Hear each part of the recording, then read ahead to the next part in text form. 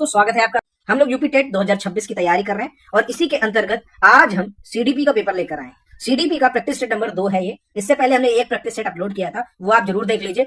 यहाँ पर आपके सामने ये प्रैक्टिस सेट नंबर 2 है। इसको ध्यान से देखिए, एक एक क्वेश्चन को समझिए और इससे रिलेटेड जो भी फैक्ट है वो आप समझते चलिए, तो आपको क्लियर हो जाएगा कि सीडीपी में हम किस तरह अच्छे से अच्छे नंबर यानी 30 में 30 नंबर ला सकते हैं। तो चलिए शुरू करते हैं आज का वीडियो। यहाँ पर आपके सामने जो फर्स्ट क्वेश्चन है, पियाजे मुख्य रूप से किसके अध्ययन के लिए जाने जाते हैं? भाषा विकास, यौन विकास, संज्ञानात्मक विकास या फिर सामाजिक विकास। तो यहाँ पर पियाजे के बारे में बात करें तो पियाजे संज्ञानात्मक विकास के लिए जाने जाते हैं। पियाजे ने मुख्य रूप से संज्ञानात्मक विकास की 4 अवस्थाएं बताई हैं। कितनी अवस्थाएं बताई हैं? 4 अवस्थाएं बताई हैं। पहला है संवेदी पेशीय अवस्था, जो कि जन्म से 2 वर्ष की अवधि तक होती है। दूसरी है पूर्व संक्रियात्मक अवस्था, जो कि 2 से 7 वर्ष के लिए होती है। उसके बाद है मूर्त संक्रियात्मक अवस्था, जो 7 से 12 वर्ष के लिए होती है। और जो चौथी है वो है औपचारिक संक्रियात्मक अवस्था, यह 12 वर्ष से वयस्क अवस्था तक होती है। कुल मिलाकर यहाँ पर 4 अवस्थाएं पियाजे के द्वारा दी गई हैं, जो कि संज्ञानात्मक विकास। अगला क्वेश्चन, जब मानव शरीर के एक भाग का दिए गए प्रशिक्षण का अंतरण दूसरे भाग में हो जाता है तो इसे क्या कहते हैं? ऊर्ध्व अंतरण, क्षैतिज अंतरण, द्विपार्श्विक अंतरण या फिर इनमें से कोई नहीं। जब मानव शरीर को एक स्वस्थ और क्रियाशील अंग से निकालकर उसे किसी दूसरे शरीर में या हम कह सकते हैं प्रत्यारोपित कर देते हैं तो इसे क्या कहते हैं? द्विपार्श्विक अंतरण। इस क्वेश्चन की तरफ बढ़ते हैं। दिए हुए प्राप्तांकों के समूह में जो प्राप्तांक बहुधा सबसे अधिक बार आता है उसे क्या कहते हैं? ये आपका मैथ का क्वेश्चन है, लेकिन सीडीपी में भी पूछा जाता है। तो यहाँ पर बताइए, सबसे अधिक बार जो आता है उसे क्या कहते हैं? बहुलांक, मध्यमान, मध्यांक या फिर मानक विचलन। इसका जवाब आप नीचे कमेंट में बताइए कि अगर कोई प्राप्तांक बार बार आ रहा है तो उसे क्या कहेंगे? इन चारों में से नीचे कमेंट में बताइए। अगला क्वेश्चन आपके सामने है, क्रिया प्रसूत अनुकूलन सिद्धांत का प्रतिपादन किसने किया? पावलोव, स्किनर, थॉर्नडाइक या फिर कोहलर। तो क्रिया प्रसूत अनुकूलन का सिद्धांत स्किनर के द्वारा प्रतिपादित किया गया था। नेक्स्ट क्वेश्चन आपके सामने है, अल्बर्ट बंडूरा निम्न में से किस सिद्धांत से संबंधित है? सामाजिक अधिगम सिद्धांत, व्यवहारात्मक सिद्धांत, विकास का संज्ञानात्मक सिद्धांत, विकास का मनोवैज्ञानिक सिद्धांत। तो अल्बर्ट बंडूरा जो है वो सामाजिक अधिगम सिद्धांत से रिलेटेड है। ये सिद्धांत व्यवहारवादी और संज्ञानात्मक सिद्धांतों के बीच में एक ब्रिज की तरह, एक सेतु की तरह काम करता है। और इससे क्या होता है? इससे हमें ध्यान लगाने की, हमारी स्मृति यानी जो चीज हम याद करते हैं उसको याद रखने की जो क्षमता है और जो सीखने की प्रेरणा है वो हमें सामाजिक अधिगम सिद्धांत से ही मिलती है। और ये किसने दिया? अल्बर्ट बंडूरा ने।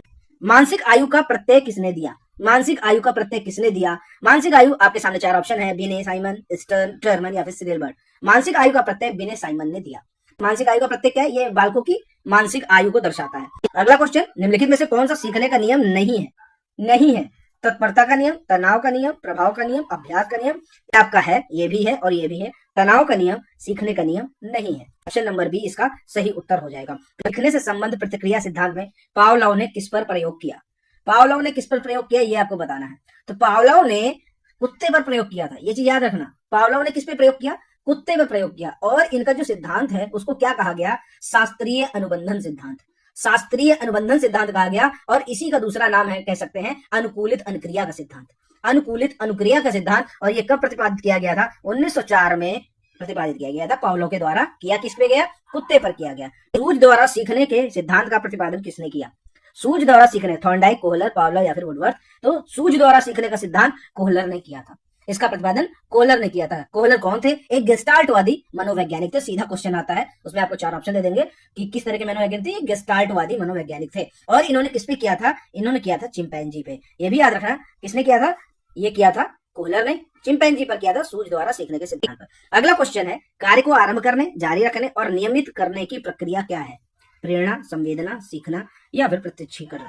इसका जो सही आंसर होगा वो होगा प्रेरणा। स्मृति कम करने का उपाय क्या है? सीखने में कमी, सीखने की त्रुटिपूर्ण विधि, पाठ की पुनरावृत्ति, स्मरण करने में कम ध्यान देना। इसको हमें कम करना है, विस्मृति को कम करना है, यानी भूलने वाली समस्या को कम करना है। तो अगर हम पाठ की पुनरावृत्ति करेंगे तो हम विस्मृति को कम कर सकते हैं। तो ये आप समझ गए कि विस्मृति क्या होता है? जो भी कुछ हम याद करते हैं वो हम कभी कभी भूल जाते हैं, तो वो जो भूलने की प्रक्रिया है तो वो क्या कहलाती है? वो विस्मृति कहलाती है। अगला क्वेश्चन क्या है? क्रोध व भय ये किसके प्रकार हैं? अभिप्रेरणा के, संवेग के, परिकल्पना के, मूल प्रवृत्ति के। तो ये जो क्रोध और भय है ये संवेग है। संवेग और भी हो सकते हैं, जैसे आपका क्रोध हो गया, भय हो गया, आपका घृणा करना हो गया, ये सब क्या है? संवेग है। और मान लीजिए कोई आपका दुख हो गया तो ये दुख क्या है? एक संवेग है। आश्चर्य हो रहा है आपको, भूख लग रही है, ठीक है, क्रोध आ रहा है आपको, किसी बच्चे के प्रति प्यार आ रहा है आपको, तो ये सब क्या है? ये सब संवेग है। अगला क्वेश्चन आपके सामने है, दूसरे व्यक्ति के बाह्य व्यवहार की नकल करना क्या कहलाता है? दूसरे व्यक्ति के बाह्य व्यवहार की नकल, सीखना, अनुकरण, कल्पना या फिर चिंतन। तो ये तो आप ऐसे ही बता दोगे कि दूसरे व्यक्ति के बाह्य व्यवहार की नकल क्या है, वो है अनुकरण। ठीक है, कोई काम कर रहा है, आप उसी को देखकर उसी तरह का काम कर रहे हैं, यानी आप उसको अनुकरण कर रहे हैं। अगला क्वेश्चन आपके सामने है, यदि पूर्व ज्ञान व अनुभव नए प्रकार के सीखने में सहायता करते तो उसे क्या कहते हैं? नकारात्मक प्रशिक्षण स्थानांतरण, सकारात्मक प्रशिक्षण स्थानांतरण, प्रशिक्षण स्थानांतरण या फिर सीखना। तो आप इसमें ऐसे ही समझ सकते हो कि जो पुराना है वो हमारे नए वाले सीखने में काम आ रहा है, यानी जो पुराना था उसको सीखना क्या हो गया, सकारात्मक हो गया, यानी सकारात्मक प्रशिक्षण स्थानांतरण इसे कहेंगे। नेक्स्ट क्वेश्चन है, सीखी हुई बात को स्मरण रखने या पुनः स्मरण करने की असफलता को क्या कहते हैं? सीखी हुई बात को स्मरण रखने या पुनः स्मरण करने की असफलता को क्या कहते हैं? यानी हम उस बात को याद नहीं रख पा रहे हैं, उस बात को याद रखने में सफल नहीं हो रहे हैं, असफल हो रहे हैं, तो उसको क्या कहेंगे? विस्मृति। अगला क्वेश्चन है, टर्मन के अनुसार 90 से 100 बुद्धि लब्धि का बालक क्या माना जाएगा? तो मंदबुद्धि, सामान्य बुद्धि, श्रेष्ठ बुद्धि या फिर क्षीण बुद्धि। तो 90 से 100 के बीच में जो बुद्धि लब्धि है, बुद्धि लब्धि का मतलब है आईक्यू लेवल, जिसका 90 से 100 के बीच में है वो सामान्य बुद्धि का बालक माना जाएगा। और बुद्धि लब्धि का आपको सूत्र पता होगा, ये मैंने पिछले वीडियो में बताया था। उसका सूत्र होता है मानसिक आयु बटे वास्तविक आयु इंटू 100। ये आपका बुद्धि लब्धि का सूत्र है। हाल का सिद्धांत निम्न में से किसकी व्याख्या करता है? बुद्धि की प्रकृति, अधिगम में अभिप्रेरणा की भूमिका, मूल्यों का विकास या फिर किशोरों का मनोविज्ञान। तो यहाँ पर जो मनोवैज्ञानिक हाल है, इन्होंने किशोरों के मनोवैज्ञानिक सिद्धांत का प्रतिपादन किया था। इस सिद्धांत के अनुसार होता क्या है, इसमें किशोरावस्था में जो शारीरिक हमारे जो शरीर में परिपक्वता आती है और उसके साथ जो मानसिक परिपक्वता होती है, उनका जो मेलान होता है, वो यहाँ पर किशोरों का मनोविज्ञान, इसी के अंतर्गत यही सिद्धांत प्रतिपादित किया था मनोवैज्ञानिक हाल है। मानव व्यक्तित्व के मनोलैंगिक विकास को निम्न में से किसने महत्व दिया? मानव व्यक्तित्व के मनोलैंगिक विकास को किसने महत्व दिया था? कमेनियस, हॉल, हॉलिंगवर्थ या फिर फ्राइड। तो ये दिया था फ्राइड ने, इनका पूरा नाम था सिगमंड फ्राइड। इन्होंने मनोवैज्ञानिक जो मनोलैंगिक विकास है, इसकी 5 अवस्थाएं बताई थी। एक था मुखावस्था, एक था अगला था गुदावस्था, अगला था शैशवावस्था और अगला था सुषुप्तावस्था और नेक्स्ट जननांगी अवस्था। तो ये कुल मिलाकर यहाँ पर 5 अवस्थाएं सिगमंड फ्राइड के द्वारा बताई गई हैं। नेक्स्ट क्वेश्चन है, मनोविज्ञान की प्रथम प्रयोगशाला को किसने स्थापित किया? W Wundt, Sigmund Freud, Pavlov या फिर वाटसन। तो यहाँ पर मनोविज्ञान की प्रथम प्रयोगशाला किसने स्थापित की? ये थी 1879 में स्थापित की गई थी। और ये किसने की? डब्ल्यू वुंट ने। अगला क्वेश्चन है, गेस्टाल्ट मनोविज्ञान की आधारशिला किसने रखी? Franz Brentano, Max Wertheimer, Edgar Rubin या फिर कर्ट लोविन। गेस्टाल्ट मनोविज्ञान की जो आधारशिला है वो जर्मनी में रखी गई मैक्स वर्दीमर या वदाइमर के द्वारा। ठीक है, तो इसको याद रखना, वर्दाइमर या फिर वर्दीमर, जो भी आपको मिल जाए, दोनों नाम आपको कहीं ना कहीं देखने मिल जाएंगे। 1912 में, ठीक है, 1912 में गेस्टाल्ट मनोविज्ञान की आधारशिला रखी गई थी। और इसी गेस्टाल्ट मनोविज्ञान की और भी आपके मनोवैज्ञानिक हैं, जैसे कोफका, कोहलर, पॉपुलर है बहुत ज्यादा, कोहलर काफी ज्यादा पॉपुलर है। अगला क्वेश्चन देखते हैं, संगणन सिद्धांत निम्न में से किससे संबंधित है? संगणन सिद्धांत जो है वो स्मृति से रिलेटेड है।